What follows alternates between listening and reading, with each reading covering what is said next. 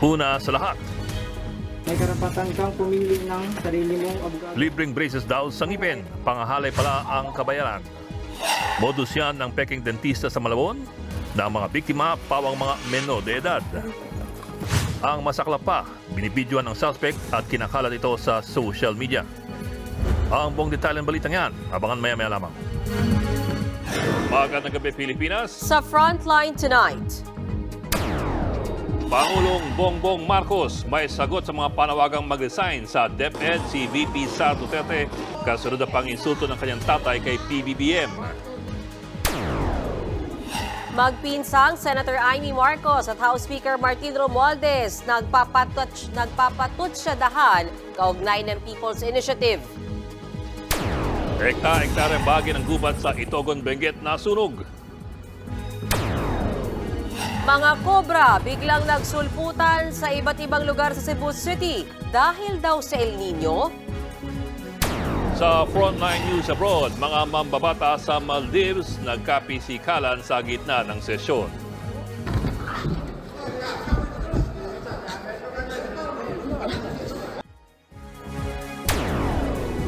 At makalipas ang 2 dekada, Korean superstar Lee Yong-ae gaganap ulit bilang Jang Gyum sa hit series na Jewel in the Palace.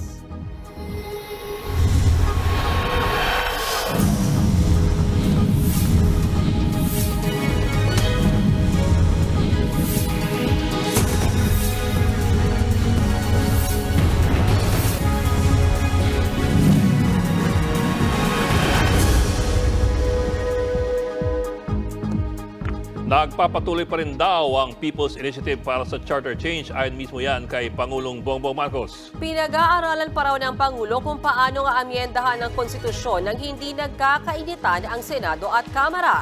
Nasa frontline ng balitang yan si Marlene Alcaide. Mismong si Pangulong Bongbong Marcos ang nagsabing posibleng gumugulong pa rin ang People's Initiative para sa charter change. Sinabi niya yan nang makausap siya ng media sa Hanoi, Vietnam. Hindi raw kasigurado ang Pangulo sa PI bilang paraan ng pag-amyenda sa saligang batas. We don't know yet. We haven't made those decisions yet. But I think as of now, the People's Initiative is they're continuing, but that is not. I don't know if that is still one of the options that remains to us. Ang pahayag na yan ng Pangulo ay isang araw lang matapos sabihin ni Senate President Mig Zubiri na ipinatitigil na ni PBBM ang People's Initiative. Nagbunyi pa nga kahapon ang Senado dahil dyan. Pero sabi ngayon ni Pangulong Marcos, kukonsultahin pa niya ang mga dating mahistrado, kanyang legal counsel at mga eksperto sa konstitusyon sa pinaka-epektibong paraan sa pag-amyenda ng konstitusyon. Ang sigurado sa ngayon, interesado ang Pangulo na maamyendahan ang economic provisions ng saligang batas. Ang habol ko talaga dyan are the economic provisions na pupunta sa ibang usapan at nagagamit na pampolitika itong issue na ito. So I have asked the leaders of both houses and again some of the best constitutional minds that we have in the Philippines to come up with a simpler solution that does not cause so much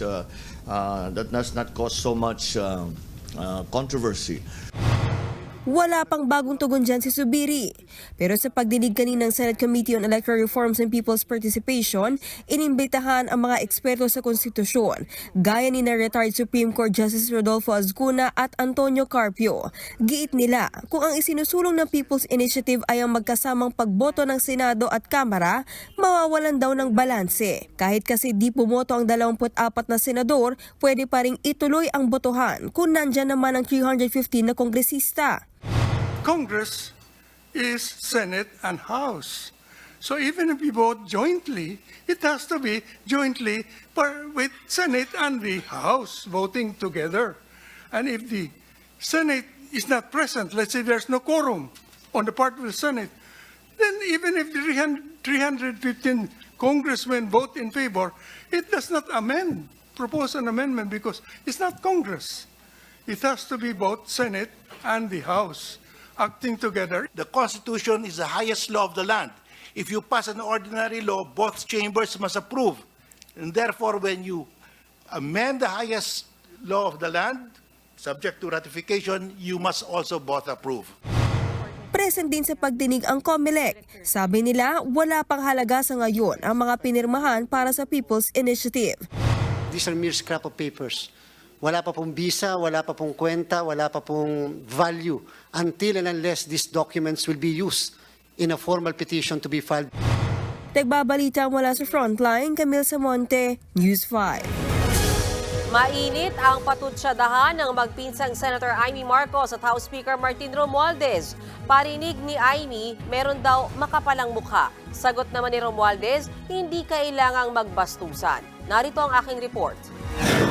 Sino man magsabi na walang paki ang Senado sa usaping ito, isa lang ang masasabi ko.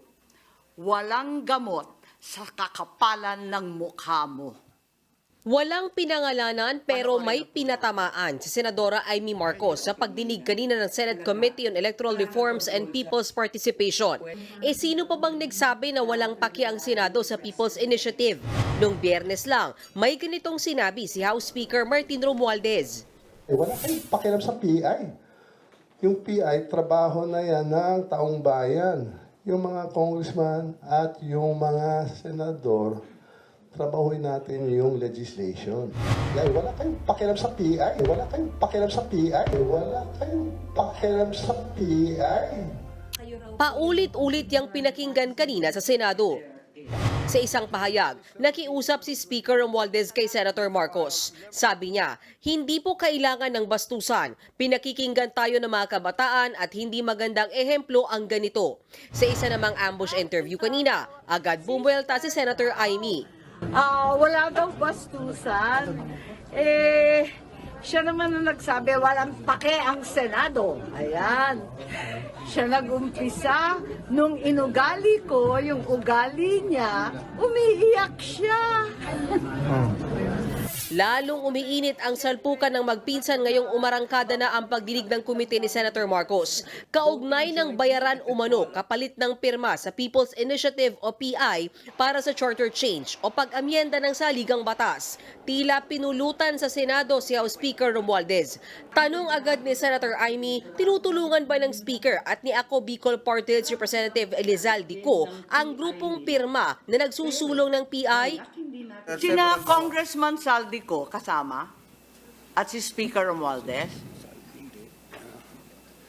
Saldico, no, I didn't talk to Saldi. Sigurado kayo wala si Speaker, wala si Congressman Saldico sa anumang pagtitipon? Ang pagtanggi ng lead convener ng grupong pirma na si Noel Oñate hindi nagtagal dahil biglang naglatag ng resibo ang senadora. Ipinakita ang screenshot tungkol sa meeting daw noong January 8. Ang pinag-usapan tungkol sa People's Initiative. May kalakip itong litrato kung saan may kitang magkakasama at magkakatabi pa sina Romualdez, Co at Oñate. Dito na napaamin si Oñate. You said you never met the Speaker, nor Mr. Saldico, our congressman. You're under oath, sir. It slipped my mind. It's very clear that Speaker Martin Romualdez is supporting your group po. He is all out behind the People's Initiative. Lumabas din sa pagdinig ng Senado na sa bahay ni Romualdez nangyari ang naturang pulong. So, ang naging host doon at po kami nagkumbida ay si Speaker Romualdez. Tama po Ako ba? po ang nagkumbida. Dapat Paano ka magkukumbida? Hindi mo bahay. Ha? Hindi ba maliwanag kung bahay ni Speaker, siya nagpatawag ng meeting, di talagang nakikialam si Speaker sa People's Initiative? Ako po ang nag-initiate ng meeting. Pero sinabi po na doon na lang gawin sa townhouse ni Speaker. Dahil wala sa pagdinig si Romualdez, idinaan niya ulit sa isang statement ang kanyang paliwanag. Inamin niyang nagkaroon nga ng pulong sa kanyang townhouse kasama ang grupong pirma na humiling sa kanya ng isang meeting. Pinagbigyan naman daw ito ni Romualdez sa ngalan ng pagiging bukas sa pakikipagdialogo. Gate pa ng Speaker, maling akala ng ilan na siya ang orchestrator o pasimuno ng People's Initiative. Ang totoo, facilitator daw siya o tagapamagitan lang para sa isang demokratikong proseso. Purely advisory lang daw ang kanyang papel. Ang grupong pirma pa rin ang nangongolekta ng mga lagda. Tugma yan sa paliwanag kanina sa Senado ng grupong pirma. Humarap din sa Senate hearing ang mga testigong umaming pumirma sila sa People's Initiative dahil sa pera o di kaya ay ayuda. Gate naman ang pirma, kahit sila ang nagsusulong ng PI, hindi raw sila ang nasa likod ng bayaran. Nagbabalita mula sa Frontline, Mean Los Baños, News 5. Sa harap mismo ng mga senador, idinaing ng isang kongresista ang anyay pandededma ng Senado sa hiling na pulong ng Kamara tungkol sa charter change. Dumipensa naman ang mga senador. Nasa frontline na balitang yan, Elaine Fulgencio. Hindi naman napigilang maglabas ng sama ng loob ni Sagip Party List Rodante Marcoleta sa pagdalo niya sa Senate hearing ng umano'y anomalya sa People's Initiative para sa charter change. Nasasaktan daw siya sa tila pandidikdik sa Kamara at kay House Speaker Martin Romualdez. As a member, hindi po niyo may aalis sa akin na medyo magdamdam rin ako sapagkat ang patutsada ay patungkol sa House of Representatives, lalong-lalo na po yung Speaker. Hindi rin nagpatinag si Marcoleta kahit nasa balwarte ng Senado. Walang preno niyang ipinahayag na dismayado siya dahil ayaw raw ng Senado na harapin ng Kamara ukol sa tiyatsa sa pamamagitan ng Constituent Assembly o CONAS. Every time an invitation is issued to the Senate by the House, ang answer po, dead ma. Dead ma. So kailan po natin gagamitin ng Constituent Assembly? We cannot. It's impossible. Si Senate President Mig Zubiri pumalag din sa pahayag ni Marcoleta. As Senate President, as the leader of this institution, I can categorically state that we have not refused any measures. As a matter of fact, I filed last week RBH 6, which is to discuss economic provisions of the Constitution. So, Only to change your mind 3 days later, Mr. Senate President. did I ever say, for the record, did I ever say I am no longer pursuing this? Please cite the record that I said I will no longer pursue this. Well, it's in the Yes. in the privileged speech I heard by one of you. No. I'd like to They're correct now- misconception of my dear friend, Congressman Marcoleta.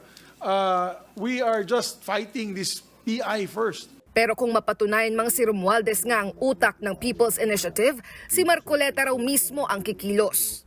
I will probably request him to step down.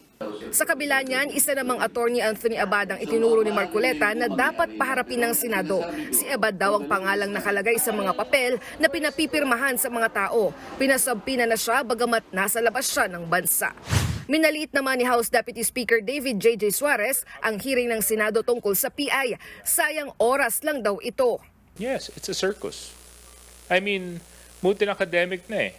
Nag-rule na yung COMELEC kahapon and bank. Suspended na muna yung signatures. So technically, yung People's Initiative, wala na yun. So I mean, why have a hearing? Diba? Why don't we move forward already? Nagbabalita mula sa Frontline, Elaine Fulgencio, News 5. Anumang oras mula ngayon, babiyahe na pabalik ng Pilipinas si Pangulong Bongbong Marcos mula Hanoi, Vietnam. Uuwi siyang dala-dala ang 4 na kasunduan sa agrikultura at seguridad sa South China Sea. Nasa Frontline ng balitang yan si Camille Samonte. Nagtapos na ang 2 araw na state visit ni Pangulong Bongbong Marcos sa Hanoi, Vietnam. Kaninang umaga, mismong si Vietnam President Vo Van Thuong ang sumalubong kay PBBM para sa kanilang bilateral meeting sa Presidential Palace sa Hanoi. Tinunghayan nila ang pirmahan ng mga kasunduan sa pagitan ng Pilipinas at Vietnam. Kasama dyan ang Memorandum of Understanding sa pagpapanatili ng kapayapaan sa South China Sea. Parehong may claim sa South China Sea ang Vietnam at Pilipinas. May hiwalay ring MOU para sa maritime cooperation o joint exercises ng Vietnam Coast Guard at Philippine Coast Guard. Naisapinal din ang MOU sa Rice Trade Cooperation kung saan magsusupply ng bigas sa atin ng Vietnam sa loob ng 5 taon. Hanggang 2 million metric tons ng bigas kada taon ang isusupply ng pribadong sektor ng Vietnam sa abot-kayang presyo. May Memorandum of Understanding din kaugnay naman sa Agriculture Cooperation na magpapaigting sa kooperasyon ng Vietnam at Pilipinas pagdating sa agrikultura at rural development. Matapos yan, nag-courtesy call din si PBBM kay Prime Minister Pham Minh Chinh. Paglilinaw ng Pangulo, ang kasunduang pinirmahan kaugnay sa South China Sea ay para lang sa Vietnam at Pilipinas. Pag kami nangyari, meron tayong maliwanag na paraan kung paano pag-usapan para hindi lumaki ang gulo. Hindi naman tayo talaga we don't have any confrontations with Vietnam, as a matter of fact. Despite the fact that we have conflicts in territorial waters, about territorial waters, but it has never been beyond. It has never gone beyond any diplomatic contacts. Nagkaroon din ng working luncheon si Pangulong Marcos sa mga negosyante ng Vietnam. Dito hinikayat ng Pangulo ang mga investor. I encourage the esteemed Vietnamese businesses to look to the Philippines as their partner for expansion. The Philippines can serve as a secondary location in support of your manufacturing operations in Vietnam, especially in key sectors such as energy, infrastructure, automotive, and services. Alas 11 ngayong gabi oras sa Vietnam o alas 12 ng hating gabi sa Pilipinas, ang flight ng Pangulo at ng kanyang delegado pauwi ng Pilipinas. Nagbabalita mula sa Frontline, Camille Samonte, News 5. Pinagre-resign ng ilang kritiko si VP Sara Duterte bilang Education Secretary kasunod ng mga banat ng kanyang tatay kay Pangulong Bongbong Marcos. May sagot naman dyan si PBBM. Nasa Frontline balitang yan, Brian Basa. Kumusta na nga ba ang samahan ni na Pangulong Bongbong Marcos at Vice President Sara Duterte? Matipid ang sagot dyan ng Pangulo. It's exactly the same because she hasn't said anything of that nature. And wala naman siyang sinasabi na ganyang klase. So, hindi naman nagbabago. So, will you keep her as your Education Secretary? Malinaw naman daw kay PBBM na hindi niya tatanggalin bilang Education Secretary si VP Sara. Kasunod yan ang panawagan ng kilalang kritiko ng mga Duterte na si dating Senador Antonio Trillanes. Anya, konting hiya naman daw sa bise matapos murahin at insultuhin ng kanyang tatay at kapatid si PBBM. Ganyan din ang banat ng dating spokesperson ni ex-Vice President Leni Robredo na si Attorney Barry Gutierrez. Kaunting delikadesa naman daw sana. Buwelta naman dyan ni dating presidential spokesperson Attorney Harry Roque. Yan po ay mga panawagan ng mga talunan.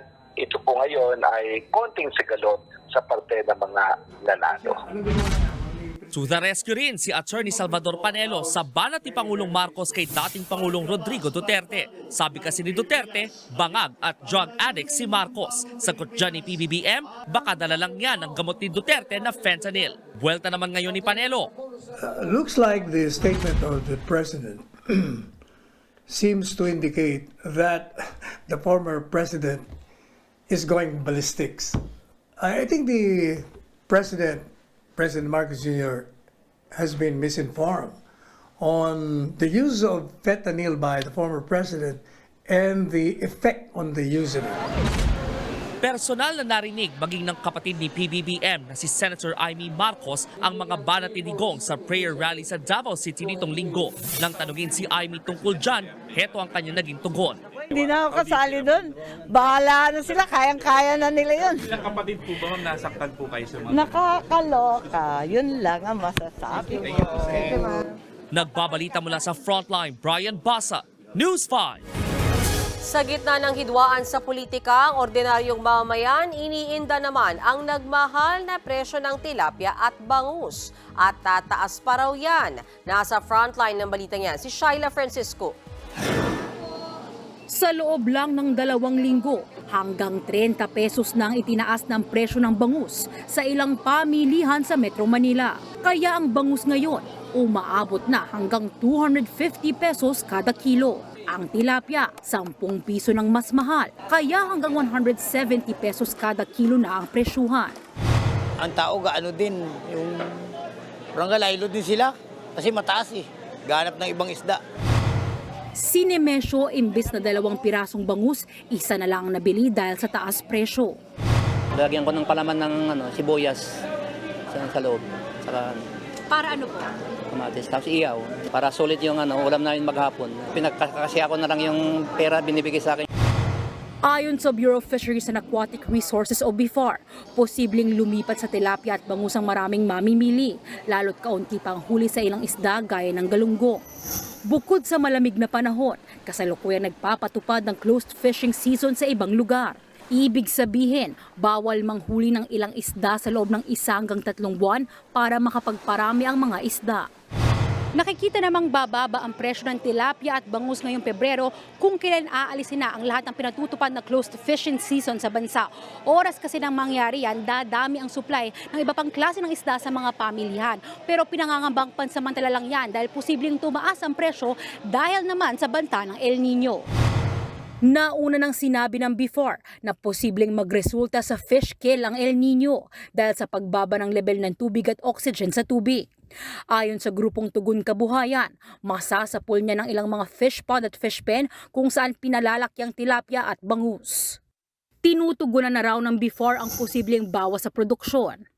I-maximize naman natin yung ating mga mariculture park kasi yun yung hindi masyadong maapektuhan kasi sea-based sila, nandoon sila sa karagatan. Doon i-focus muna ng pamahalaan yung yung ating attentions na mapalawak natin yung operations ng ating mga mariculture park para kung maapektuhan man yung production ng land-based aquaculture, may alternatibo tayo. Giit ng before, di naman lahat ng isda ay maapektuhan ng tagtuyot, lalo't may ilang produkto tulad ng sardinas at galunggong na mas mainam sa kanilang mainit na temperatura. Nagbabalita mula sa Frontline, Shaila Francisco, News 5. Mahigit 4 na araw nang nasusunog ang ekta-ektarang gubat sa Itogon, Benguet. Ang lawak na pinsala, panoorin sa report na ito ni Brian Basa. Nabalot ng usok ang nasusunog na gubat na ito sa barangay Dalupirip sa Itogon, Benguet. Sa videong yan nakuha ng Philippine Air Force, tanaw ang lawak ng forest fire. Gumamit na ng helicopter ang mga otoridad para magsaboy ng tubig sa nasusunog na gubat. Biyernes pa nagsimula ang sunog at nasa 12 ektarya na ng gubat ang apektado. Sinisiyasat na kung saan nagsimula ang apoy. Wala namang naitalang nasaktan o nasunog na bahay. Nalagyan naman ng fire break yung mga malapit sa school at sa residential. Nalagyan ng fire break so hindi nakaabot sa mga residential. Under control na ngayon ang forest fire. Habang sa Quezon City, nasunog ang isang warehouse ng mga muebles pasado alas 6 kaninang madaling araw. Sa tindi ng apoy, bumigay pati bubong ng gusali. Pahirapan sa pag-apula dahil sa mabilis na pagkalat ng apoy dahil sa mga nakastock na materyales na madaling masunog. Naging problema rin ang tubig. Yung sa supply naman ng tubig, mahina. Although naka-hydrant spotting natin, nahirapan kami sa operation, sa pagbomba. Kaya gumamit na ng kemikal ang mga bumbero para ubusin ang apoy. Pasado alas 7 na ng umaga nang maapula ito. 3 empleyado ng warehouse ang sugatan. Inaalam pa ang mitya ng apoy at kung magkano ang halaga ng pinsala. Nagbabalita mula sa Frontline, Brian Basa, News 5. Susunod, umunoy Peking dentista, nag-aalok daw ng libreng brace kapalit ng sex. Mga mambabatas sa Maldives, nagbardagulan sa gitna ng sesyon. At Korean superstars IU at Park Bo-gum ibibida sa bagong drama series. Magbabalik pa ang Frontline tonight.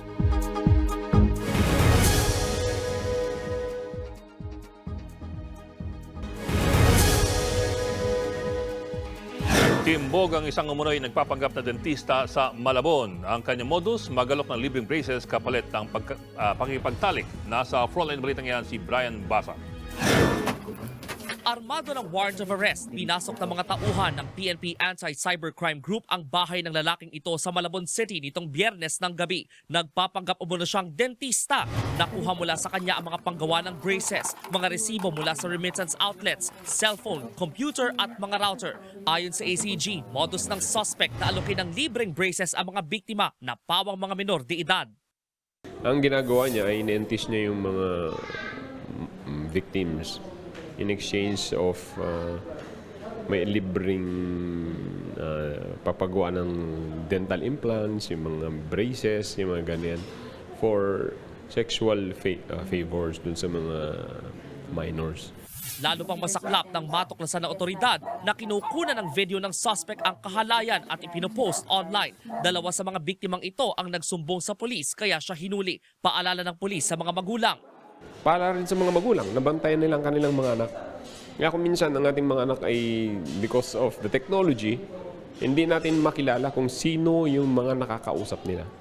Nakakulong ngayon sa Camp Crame ang suspect na sinampahan ng reklamong child abuse. Walang pahayag ang suspect. Nagbabalita mula sa Frontline, Brian Basa, News 5. Doble ingat po sa Baguio. Kaliwat kanan ng mga insidente ng nakawan doon. Sa Pulpayan, sa CCTV. Nagbabalik si Brian Basa.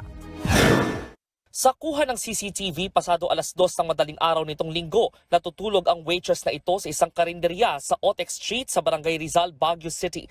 Maya-maya pa, makikita ang pagpasok ng isang lalaking tila nagmamasid. Lumapit siya sa mesa kung saan tulog ang tindera dahil nandoon ang target niyang cellphone. Pero tila naalimpungatan ng waitress, kaya dali-daling sumibat ang lalaki. Makalipas ang ilang segundo, bumalik na naman ang kawatan. Balot na ang mukha niya, saka mabilisang tinangay ang cellphone. Nagising yung waitress. Inahanap niya ngayon yung cellphone niya, hindi niya alam kung nasaan. Kaya tinanong niya ako, pwede tawagan ko yung numero. Tinawagan ko yung numero, sarado na. Chinek ko sa CCTV, yun na nga. Ang masaklap dyan, ang ninakaw palang cellphone ay inutang at hinuhulugan pa ng biktima. Hindi pa tiyak ang pagkakakilanlan ng lalaki pero hinala ng mga otoridad, bahagi siya ng isang grupo ng mga kawatan. Tinutugis na ng barangay ang suspect. Sa Nagilian Road sa Baguio City pa rin, magkahiwalay na convenience store ang pinuntirya. Ang lalaking ito tila chine-check pa ang presyo ng hawak niyang alak.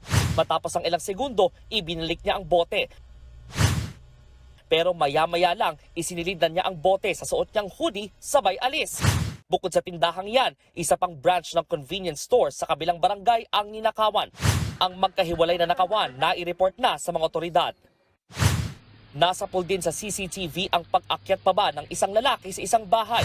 Para lang siyang nakatira sa lugar kung magpabalik-balik mula sa ikalawang palapag. Pero ang lalaking yan, kawatan din pala. Natangay niya ang isang cellphone at mahigit 10,000 piso. Posible raw na dumaan ang suspect sa likod ng bahay. Hindi pa tukoy ang pagkakakilanlan ng suspect pero tinutugis na siya ng mga otoridad. Nagbabalita mula sa Frontline, Brian Basa, News 5. Naninindigan si dating Pangulong Rodrigo Duterte na kasama raw sa drug watch list si Pangulong Bongbong Marcos. Ayon kay Duterte sa isang press briefing sa Davao City ngayong gabi, posibleng itinago na ang naturang narcolist kung saan kasama raw si PBBM. Nitong linggo ng akusahan ni Digong na drug addict si Pangulong Marcos. Nakita niya raw ang pangalan ni PBBM sa listahan ng PIDEA. Pero itinanggi yan ng PIDEA. Hindi raw totoong nasa drug watch list nila ang kasalukuyang Pangulo. Sabi ngayon ng dating Pangulong Duterte, hahanapin niya ang listahan at ilalabas niya ito. Pati ang PIDEA binanatan ni Duterte. Kinakampihan daw kasi nito si Marcos. PIDEA, wala raw record. Itong mga PIDEA na itong mga ugok na to. Sino ba nung gagawang PIDEA magbigay ng ikaw ang PIDEA, magbigay ka. Sir, ito yung record mo doon sa narco. Nagpatutsada rin si Duterte kina PBBM at First Lady Liza Arneta Marcos. Ayon kay Digong, noong Pangulo pa siya, nakiusap daw ang pamilya Marcos para gawing Agriculture Secretary si Bongbong Marcos. Pero tinanggihan niya raw ito. Ito pwedeng kodin yan kasi drug addict yan. Huwag mong isali yan sa kabinete ko. Kaya noon, nung tumakbo ng presidente, nakipag-usap sila ni Inday at nagkaroon sila ng unity team. Tapos, Inday was the running mate. Nakita naman ninyo ako, ang anak ko, running mate ni Marcos. Hindi ako sumusunod. Nagkampanya lang ako sa anak ko, but I never mentioned the name of Marcos for president. Why? Kasi alam ko, bangag. Hiniling ng SMNI sa Korte Suprema na harangin ang ipinataw na suspensyon sa kanila ng National Telecommunications Commission o NTC. Sama-samang isinumite ng SMNI anchors at reporters ang 45 pahina nilang apela laban sa NTC kanina. Ayon sa legal counsel ng network na si Attorney Harry Roque, labag sa karapatan ng malayang pamamahayag ang indefinite suspension order ng NTC. Tanging ang korte raw at hindi ang NTC ang may kapangyarihang bumawi ng prangkisa ng isang media entity.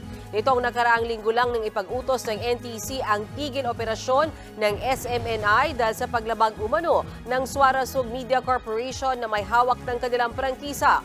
Bunsod daw ito ng mga paglabagsak ng kumpanya sa patakaran sa kanilang franchise.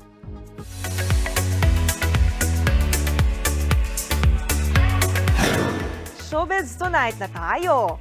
Sold out ang mga dekalidad nating pelikula sa unang araw ng Manila International Film Festival sa Hollywood. Star-studded at mainit ang pagsisimula ng Film Fest featuring ang 10 pelikula sa nakaraang MMFF. Present din sa press con ang ilang malalaking bituin gaya ni na Enchong D, Piolo Pascual, John Arcilla, Eugene Domingo at marami pang iba. All out ang suporta ng ilang film producers at ng pamunuan ng MMFF. Hanggang Biyernes, mapapanood ang pelikula sa TCL Chinese Theaters sa Hollywood. May panibagong pressure na naramdaman kasi magkakaroon din sila ng sarili nilang gala night, magkakaroon sila ng awarding. We're very happy kasi ito nilapit na natin sa kanila and another way for us to showcase the talent of Filipinos. Patikim pa lang yan sa ating Showbiz Tonight. May chichika pa ako mamaya. 100 nakalalasong palaka ibinebenta sa Colombia. At ang pagbabalik ng Korean superstar na si Lee Yong-ae bilang si Changkyu. Tok lang mga kapatid dito sa Frontline Tonight.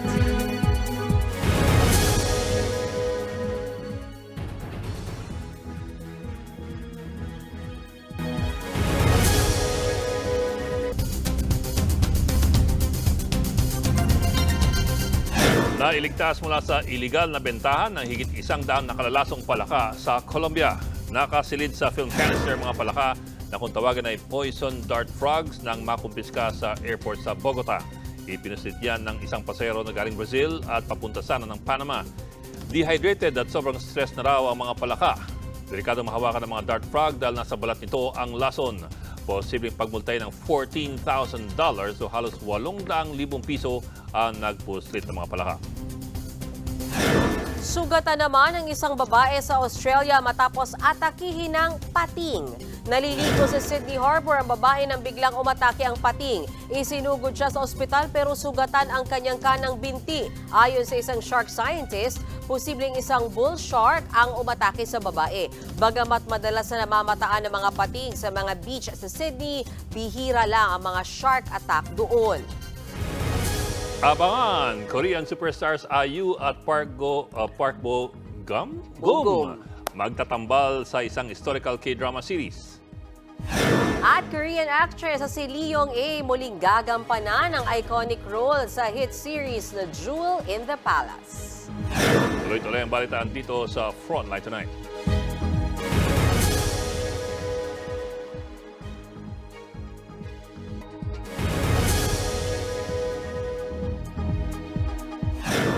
Nauwi sa bardagulan ang sesyon ng mga mambabata sa bansang Maldives.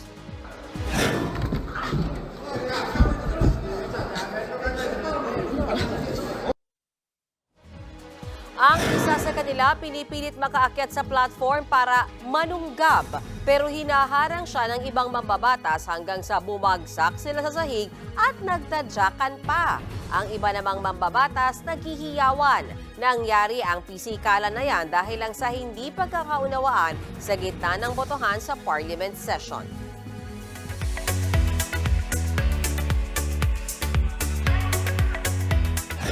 Heto pa ang chika. Bumuelta si Julia Barreto sa mga nambabasya sa pelikula nila ni Aga Mulak. May nilinaw din ng aktres kung bakit siya absent sa kanilang press con. Yan at iba pa sa report ni MJ Marfori. Game pa rin si Julia Barreto sa pag-promote ng bago nilang pelikula ni Aga Mulak na Ikaw Pa Rin Ang Pipiliin Ko. Nilinaw ng aktres na hindi naman siya umiiwas na mapag-usapan ito. Hindi kasi siya nakadalo sa press con nila. Of course not. With stuff like that, like kanina, we love to talk about it. Like stuff like that should be discussed and very much acknowledge the feedback. At the end of the day, we make these films for, you know, our Filipino viewers to watch. So, syempre, their opinion, it matters. I would never make iwas a conversation. Matatanda ang umani ng iba't ibang reaksyon ang pelikula dahil sa age gap ng dalawang bida. Tungkol ito sa love story ng isang choir student played by Julia at ang music conductor na ginagampanan naman ni Aga. Pero say ni Julia, mas malalim pa dyan ang dapat matutunan ng audience. I hope that they'll still give, like I said in one of my posts, I hope that they'll still give the film a chance. Kasi like I said earlier, it was a love story that was born out of genuine love. I hope that they will be open. Sa February 7 na mapapanood sa ating mga sinihan ang Ikaw Pa Rin Ang Pipiliin Ko.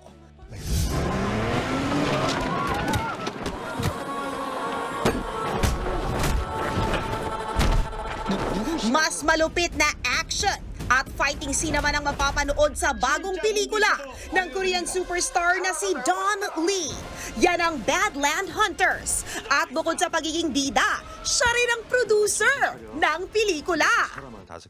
At syempre, eksklusibong nakachikahan ng News 5 si Don na matatanda ang sumikat din sa Train to Busan at Marvel Cinematic Universe film na Eternals. 이 디스토피아 아포칼립스. This is a story about people struggling to survive in a dystopian post-apocalyptic world, which I really enjoyed. We took it up a notch this time, more intense and powerful kind of action. Chika pa ni Don, iba't ibang klase ng action scenes ang dapat abangan sa pelikula. Napapanood na ngayon sa Netflix ang Badland Hunters. Nagbabalita mula sa Frontline. MJ Marfori, News 5. Attention Tito and Titas of K-drama! Magbabalik ang Korean superstar na si Lee Young-ae bilang si Jang Gyum. Sa kumpirmasyon ng Santa Joe Entertainment, sa October magsisimula ang filming ng bagong drama na Win Yo o Nurse Day Jang Gyum. Last June pa raw nang pumirma si Young-ae ng kontrata para rito. Siya ulit ang gaganap sa role ng first female royal physician sa Korea na si Jang Gyum.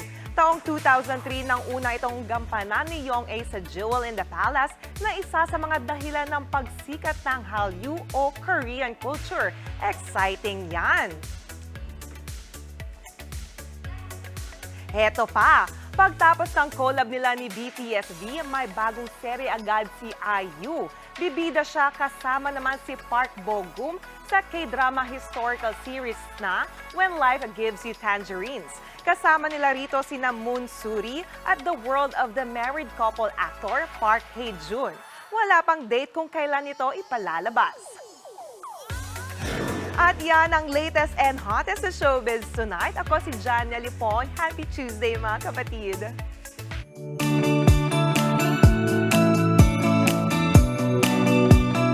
At para naman sa ating pabaong pampa-good night, ilang araw na lamang sasalubungin na natin ang Chinese New Year. Hoy, sa China, opisyal lang nagsimula ang handover ceremony sa Year of the Rabbit. Pinalakad ng mga staff ang dalawang kuneho sa tatawag na handover paper para magkaroon sila ng mga footprints. Ginawa yan sa Yunnan Wildlife Park sa Yunnan Province. Tradisyon ito sa pagkapalit mula Year of the Dragon papunta sa Year of the Rabbit. Pampa-attract yan ng swerte. Sa February 10, ang Chinese New Year dito sa Pilipinas. Chosan namin ang tikoy mo, ha? Oo. Diba? Umuot siya kagad, oh. Sige. Sarap. Luto na.